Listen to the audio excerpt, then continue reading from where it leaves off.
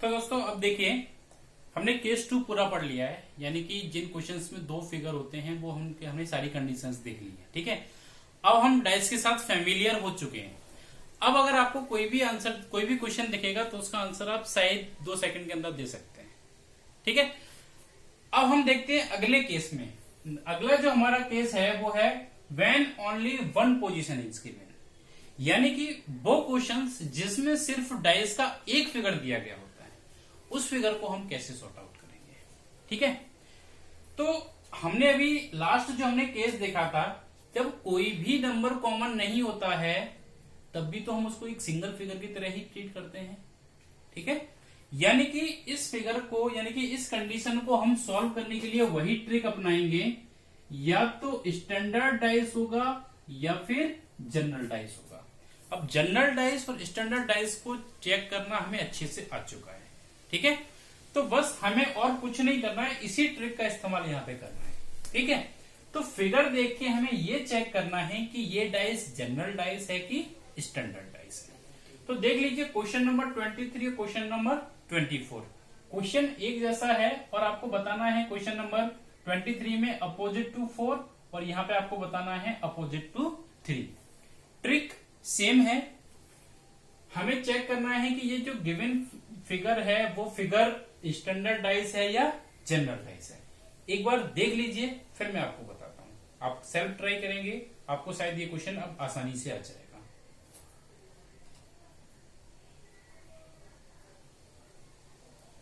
चलिए सॉल्व करते हैं इस क्वेश्चन को।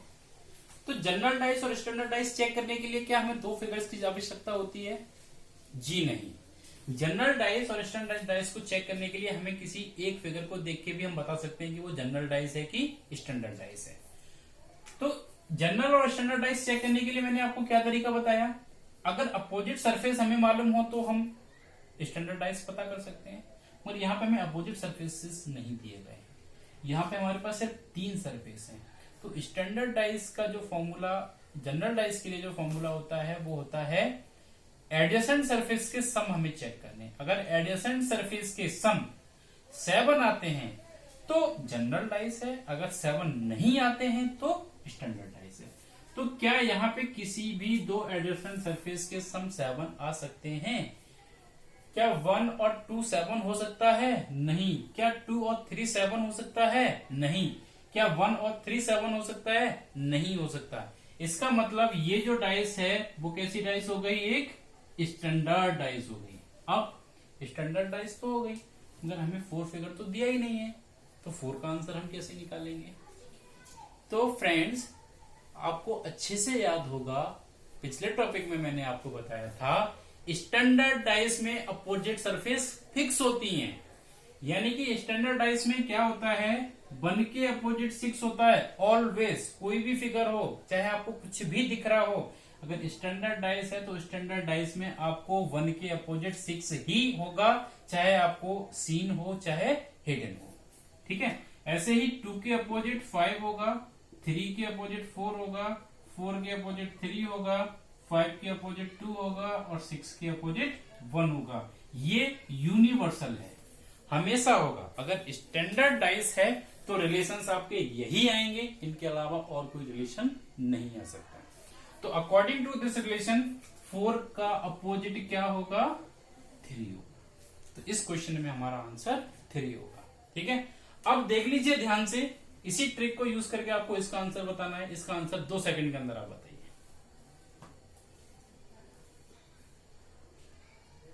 चलिए देखते हैं इस फिगर में क्या है, जनरल और स्टैंडर्ड। पहले हमें क्या चेक करना है कि जनरल डाइस है या स्टैंडर्ड डाइस है। तो जनरल स्टैंडर्ड को चेक करने के लिए क्या करते हैं, एडजेसेंट साइड्स का सम चेक करते हैं। क्या 2 और 4 7 है? नहीं है। 2 और 6 7 है? नहीं है। 4 और 6 7 है? नहीं है। अगर किसी भी 2 एडजेसेंट साइड का सम 7 नहीं है तो ये डाइस कैसा हो गया? स्टैंडर्ड डाइस हो गया। और स्टैंडर्ड डाइस में अभी मैंने आपको बताया था 3 के अपोजिट क्या होता है? 4 होता है। ठीक है, आया समझ में? चलिए अब चलते हैं नेक्स्ट क्वेश्चन की तरफ। चलिए नेक्स्ट क्वेश्चन, आपको जनरल डाइस स्टैंडर्ड डाइस अच्छे से समझ में आया है, आपको क्वेश्चन का टाइप भी अच्छे से समझ में आया है। तो अभी दो क्वेश्चन है आपके सामने, क्वेश्चन नंबर 25 और 26। दोनों को सॉल्व करने की कोशिश करिए, फिर मैं आपको बताता हूं कि ये कैसे सॉल्व होंगे। एक बार खुद से प्रैक्टिस करेंगे तो ज्यादा अच्छा होगा। आप साथ साथ अगर क्वेश्चंस को नोट करेंगे, साथ साथ अगर आंसर देंगे, तो मेरा पूरा विश्वास है कि आपको ये टॉपिक ऐसे समझ में आ जाएगा कि इस टॉपिक का कोई भी क्वेश्चन आप 10 सेकंड के अंदर उसका आंसर दे देंगे, गारंटेड। ठीक है, बस थोड़ा पेशेंस रखिए और क्वेश्चन को साथ के साथ करते जाइए। ठीक है, देखिए दोनों क्वेश्चंस में जो अभी तक ट्रिक्स पढ़ी हैं उनको फॉलो करने की कोशिश कीजिए। अगर एक ही फिगर दिया है तो हम 1 नंबर 2 नंबर कॉमन नंबर्स का तो कोई भी ट्रिक यहाँ पे अप्लाई कर ही नहीं सकते। तो जब सिर्फ एक ही नंबर दिया है तो हम क्या अप्रोच करते हैं, हम चेक करते हैं कि जनरल डाइस है कि स्टैंडर्ड डाइस है। तो क्योंकि हम यहाँ पे 1 और 6 का सम यानी कि दो एडजेसेंट साइड, कौन सी एडजेसेंट साइड्स, 1 और 6, इन दोनों एडजेसेंट साइड्स का सम आपको 7 दिख रहा है। 1 + 6 = 7। ये सम 7 है, इसलिए ये डाइस क्या हो गया, हमारा जनरल डाइस हो गया। ठीक है, तो जनरल डाइस हो तो गया, मगर जनरल डाइस पे हम आंसर्स कैसे बताएंगे। तो जनरल डाइस में क्या होता है, जनरल डाइस में कभी भी सटीक आंसर नहीं आता। ठीक है, जनरल डाइस में जो आंसर आएगा वो संभावनाओं में आएगा। तो सीधी सी बात है, अगर ये जनरल डाइस है तो 1, 2 और 6 कभी एक दूसरे के विपरीत नहीं हो सकते। कभी भी साइड 1, 2 और 6 एक दूसरे के अपोजिट नहीं हो सकती। क्यों नहीं हो सकती, क्योंकि अपोजिट साइड कभी एक साथ दिखाई नहीं देती है। तो ये तीनों साइड आपको एक साथ दिखाई दे रही हैं, इसका मतलब है कि ये तीनों साइड एक दूसरे के अपोजिट नहीं हो सकते। ठीक है, अब इनके अपोजिट क्या हो सकता है, जो नंबर इनमें प्रेजेंट नहीं है, यानी कि 3, 4 और 5, 3, 4 और 5 जो नंबर्स हैं वो इनमें से किसी भी एक नंबर के अपोजिट हो सकता है। हो सकता है कि एक के अपोजिट 3 हो सकता है एक के अपोजिट 4 हो सकता है एक के अपोजिट 5 हो। ऐसे ही हो सकता है कि 2 के अपोजिट 3 हो, 4 हो, 5 हो, और हो सकता है कि 6 के अपोजिट 3 हो, 4 हो, 5 हो। तो हमें एग्जैक्टली इसका आंसर नहीं पता है, तो इसका आंसर हमें क्या देना होगा। अगर आपसे पूछा जा रहा है कि बताइए 6 के अपोजिट क्या है, तो 6 के अपोजिट आपको तीनों ऑप्शन देने होंगे। 3 भी हो सकता है, 4 भी हो सकता है और 5 भी हो सकता है। ठीक है, सेम इसी अप्रोच का यूज करिए और बताइए इसका आंसर।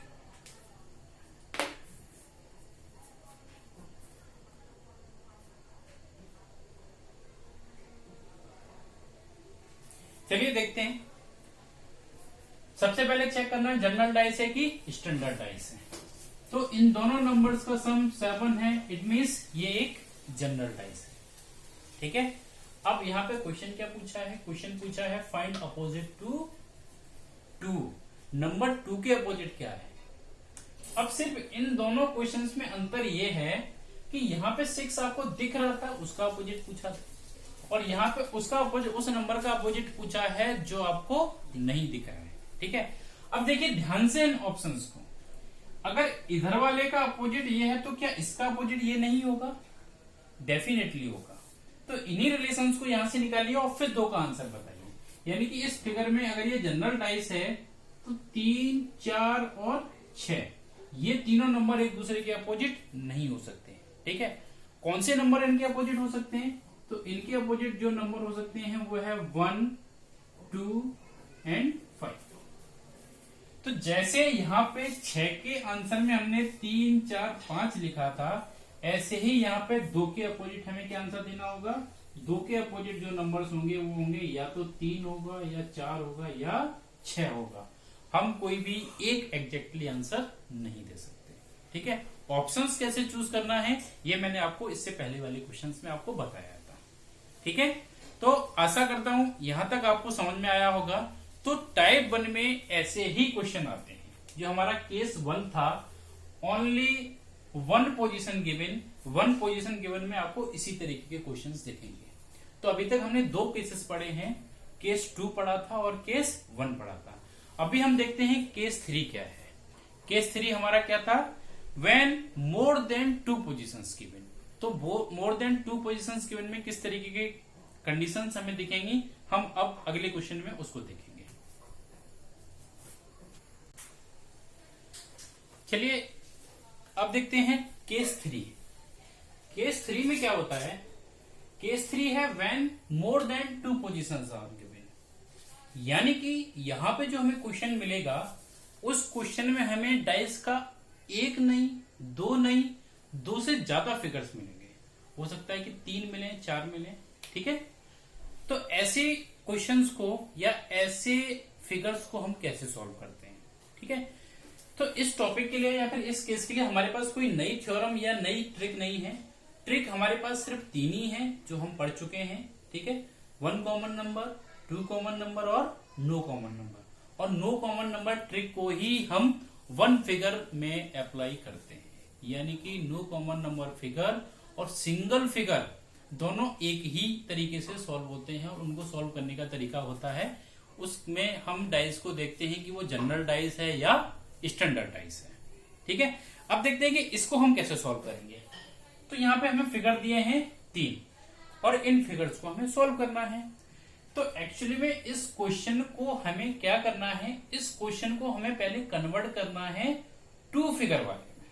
ठीक है, कैसे करेंगे कन्वर्ट?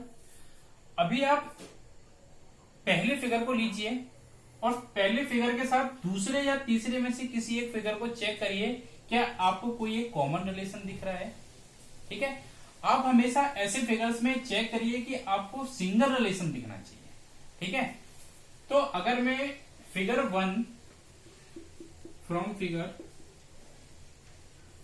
1 और फिगर 2 को अगर चेक करूं तो फिगर 1 और फिगर 2 में मुझे कोई भी नंबर कॉमन नहीं दिख रहा, यानी कि मैं इस तरीके से इन डाइस को सॉल्व नहीं कर सकता।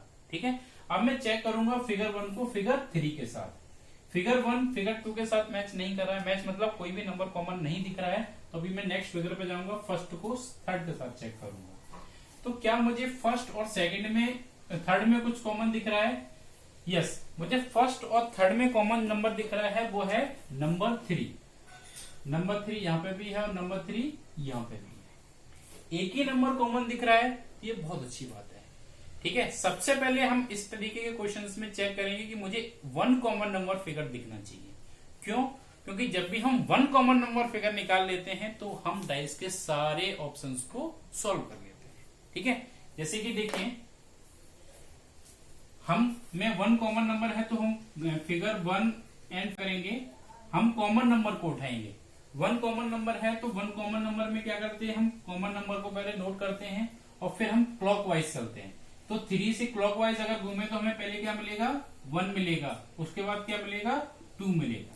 इसी अप्रोच को यहां लगाएंगे। अगर हम 3 से क्लॉकवाइज चले तो पहले हमें क्या मिलेगा? 5 मिलेगा और फिर 4 मिलेगा। और जो कॉमन नंबर, जो नंबर हमें यहाँ पे दोनों फिगर्स में नहीं दिख रहा है, वो नंबर किसके साथ लिखेंगे? कॉमन नंबर के साथ लिखेंगे। ठीक है, तो अप्रोच हमारी हो गई है।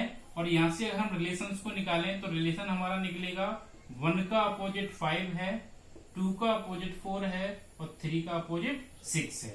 तो इस तरीके से अब हम इन डाइस के सारे आंसर, क्वेश्चन का आंसर दे सकते हैं।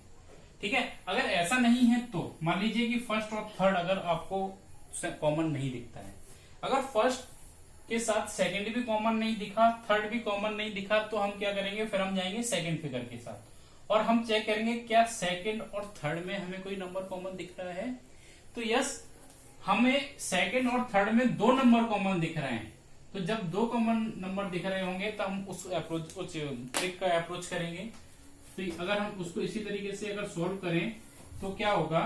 फिगर सेकंड और फिगर थर्ड में से जो हमें रिलेशंस मिलेंगे तो इस तरीके से मिलेंगे कि 4 के अपोजिट, 5 के अपोजिट जो नंबर होगा वो 6 होगा। सॉरी,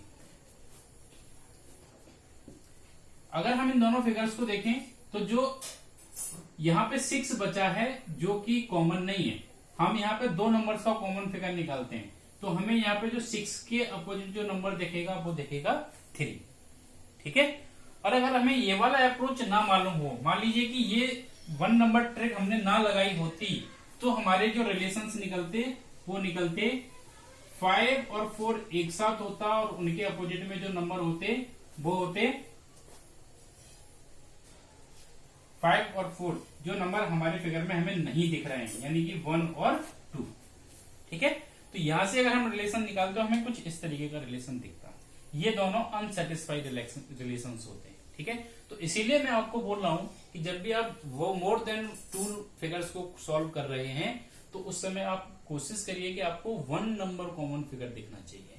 उससे क्या होता है, उससे आपको सारे रिलेशन दिख जाते हैं। ठीक है, हाँ, अभी अगर हम अपने इस रिलेशन को वेरीफाई करना चाहें तो आप आराम से कर सकते हैं कि जो रिलेशन यहां निकला है वही रिलेशन यहां निकला है। ठीक है, तो इस तरीके से आप कोई भी ट्रिक लगा के जो भी आपको कॉमन नंबर दिखता है उस ट्रिक को लगा के आप उन डाइस को सॉल्व कर सकते हैं। ठीक है, अब चलते हैं नेक्स्ट क्वेश्चन की तरफ। चलिए नेक्स्ट क्वेश्चन देखते हैं। कभी कभी इस तरीके के क्वेश्चन भी आ जाते हैं जिनमें कुछ नंबर्स नहीं दिया होता और अल्फाबेट भी नहीं दिया होते हैं। ठीक है, आपको सिर्फ सिंबल्स दिया होता है, तो आपको इससे कोई मतलब नहीं होना चाहिए कि आपको नंबर दिया है कि अल्फाबेट दिया है कि सिंबल दिया है। ठीक है, आपको सिर्फ मतलब होता है सरफेसेस से। ठीक, तो यहां पे क्या है, हमें इस क्वेश्चन में 4 फिगर्स दिए हैं, फिगर 1, फिगर 2, फिगर 3 और फिगर 4। ठीक है, अप्रोचेस वही हमें यूज करनी है जो हमने अभी तक पढ़ी है। तो अभी पिछले क्वेश्चन में मैंने आपको क्या बताया कि ऐसे फिगर्स में हम क्या करते हैं, पहले ऐसे फिगर्स को फाइंड आउट करते हैं जिनमें 1 नंबर या 2 नंबर कॉमन हो। तो अगर हम फिगर 1 की बात करें तो क्या फिगर 1 और फिगर 2 में कोई नंबर आपको कॉमन दिख रहा है? कोई भी सरफेसेस कॉमन दिख रही हैं? नहीं दिख रही हैं। तो इसको सॉर्ट आउट करने के लिए हम क्या करेंगे, अगले वाले फिगर पे जाएंगे। तो क्या 1 और 3 में आपको कोई भी फिगर या कोई सिंबल आपको सेम दिख रहा है? यस दिख रहा है। तो 1 और 3 में आपको जो सरफेस दिख रही है कॉमन वो है ये वाली सरफेस। ठीक है, तो क्वेश्चन को सॉल्व करेंगे तो फ्रॉम फर्स्ट एंड थर्ड। ठीक है, अप्रोच वही यूज करनी है। अगर एक सरफेस कॉमन है तो 1 नंबर वाला ट्रिक यूज करेंगे। और 1 नंबर वाले ट्रिक को हम कैसे यूज करते हैं, जो कॉमन सरफेस होती है हम पहले उसको लिखते हैं, उसके बाद वहां से हम क्लॉकवाइज चलते हैं।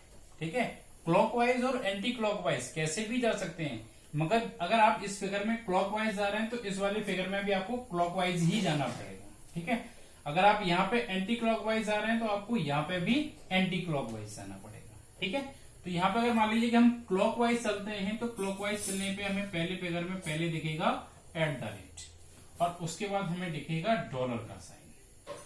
ठीक, सेम अप्रोच इधर आ जाइए। यहां से अगर आप क्लॉकवाइज चलते हैं तो आपको पहले मिलेगा परसेंटेज का सिंबल और उसके बाद आपको मिलेगा कॉपीराइट का सिंबल। ठीक है, और वो सिंबल जो इन दोनों फिगर्स में अवेलेबल नहीं है। ठीक है, वो फिगर कौन सा होगा, वो सिंबल कौन सा होगा जो दोनों में नहीं है? तो दोनों में हमें नहीं दिख रहा है, वो है स्टार। तो स्टार वाले यहां लिख लीजिए। ठीक है, हो गया हमारा डाइस सोल्व। स्टार के अपोजिट हमें हैश दिखेगा, @ के अपोजिट हमें परसेंटेज दिखेगा और डॉलर के अपोजिट हमें कॉपीराइट दिखेगा। ये हमारे रिलेशंस हो गए। अगर रिलेशंस एक बार निकल के आते हैं तो हम किसी भी क्वेश्चन का आंसर दे सकते हैं। ठीक है, अब मान लीजिए अगर इन फिगर्स को हम नहीं लेते हैं तो मैंने आपको बोला है कि आप कोई भी 2 फिगर ले सकते हैं, जरूरी नहीं है कि आपको फर्स्ट एंड थर्ड लेना है। अगर कोई और फिगर मैच कर रहा है तो आप उसको भी इसके साथ ले सकते हैं। ठीक है, मान लीजिए मैं फर्स्ट और अगर फोर्थ को लेता हूं, फर्स्ट अगर फोर्थ को लेता हूं तो मुझे 2 कॉमन फिगर दिखेंगे और 2 कॉमन फिगर दिखने पे मैं पूरी डाइस को सॉल्व नहीं कर सकता। ठीक है, तो मैं हमेशा क्या अप्रोच करूंगा, मुझे 1 नंबर कॉमन दिखना चाहिए। चलिए देखते हैं सेकंड फिगर के साथ क्या कोई दिख रहा है आपको। तो ये दोनों मुझे दिख रहे हैं मगर 2 फिगर कॉमन है। अगर 2 फिगर कॉमन होते हैं, अगर 2 फिगर कॉमन से भी अगर मैं निकाल लेता हूं मान लीजिए, तो फर्स्ट और फोर्थ को अगर पहले मैं लेता हूं, फर्स्ट और फोर्थ को, तो मुझे एक रिलेशन कंफर्म मिलेगा। तो फर्स्ट और फोर्थ में जो मुझे कॉमन नंबर दिख रहा है वो क्या है, @ और हैश, @ और हैश। यानी कि इस रिलेशन से मुझे डॉलर के अपोजिट दिखाई देगा कॉपीराइट। क्या आपको डॉलर के अपोजिट कॉपीराइट दिख रहा है? देखिए रिलेशंस वैसे ही निकलेंगे चाहे आप कोई सी भी अप्रोच लगा लीजिए। ठीक है, मान लीजिए कि मैं इसको यूज ना करूं तो अगर मैं इसको इसके साथ मैच करता हूं, तो अगर मैं इन दोनों को मैच करता हूं तो मुझे कॉमन फिगर क्या दिखता है, कॉपीराइट और परसेंटेज, कॉपीराइट और परसेंटेज। और यहां से मुझे रिलेशन जो अपोजिट दिखेगा वो दिखेगा स्टार के अपोजिट हैश। क्या स्टार के अपोजिट हैश आपको दिख रहा है? यस, ऐसे भी निकाल सकते हैं, ठीक है। और अगला अप्रोच क्या हो सकता है? हो सकता है कि मैं थर्ड और फोर्थ को ले लूं। अगर मैं थर्ड और फोर्थ को लूं तो मुझे सिर्फ एक नंबर कॉमन दिख रहा है और वो नंबर है कॉपीराइट, ठीक है। कॉपीराइट से अगर मैं सॉरी हाँ, मैं ले रहा हूं सेकंड और फोर्थ को, सेकंड और फोर्थ नंबर को, ठीक है। तो सेकंड और फोर्थ में मुझे सिर्फ एक फिगर कॉमन दिख रहा है, वो है कॉपीराइट। अगर सेकंड वाले को मैं एंटी क्लॉकवाइज या क्लॉकवाइज अगर मैं यहां से घूमता हूं तो मुझे पहले कौन सा दिखेगा सिंबल? मुझे यहां से अगर मैं कॉपीराइट घूमता हूं तो पहला सिंबल मुझे मिलेगा परसेंटेज का, ठीक है। और उसके बाद मुझे मिलेगा स्टार का। यही अप्रोच अगर मैं यहाँ पे यूज करता हूं तो परसेंटेज के बाद मुझे अगला दिखेगा @ और उसके बाद दिखेगा हैश। और जो सिंबल मुझे यहाँ पे नहीं दिख रहा है वो है डॉलर वाला। रिलेशन निकाल लीजिए। रिलेशन होगा हमारा डॉलर के साथ कॉपीराइट और परसेंटेज के साथ @ और स्टार के साथ हैश। कैसे भी निकालेंगे रिलेशन आपको सेम दिखेगा। स्टार के अपोजिट हैश, स्टार के अपोजिट हैश, @ के अपोजिट परसेंटेज, @ के अपोजिट परसेंटेज, डॉलर के अपोजिट कॉपीराइट, डॉलर के अपोजिट कॉपीराइट। तो मोर देन 2 फिगर्स अगर आपको दिए हैं तो आप कोई भी 2 ऐसे फिगर्स को लो जिनमें आपको कोई भी सरफेस कॉमन दिख रही है, ठीक है। और इससे रिलेटेड कुछ एक्सेप्शनल केसेस बनेंगे, वो एक्सेप्शनल केसेस में आपको बाद में बताऊंगा, ठीक है। तो आज के वीडियो में इतना ही। आशा करता हूं सभी को जो भी टॉपिक्स बताए हैं समझ में आए होंगे। तो प्लीज मेरे चैनल को सब्सक्राइब करिए, वीडियो को लाइक करिए, शेयर करिए, और अगर आपको कोई डाउट है तो प्लीज कमेंट करिए, ठीक है। चलिए आज के लिए इतना ही। तो थैंक यू सो मच।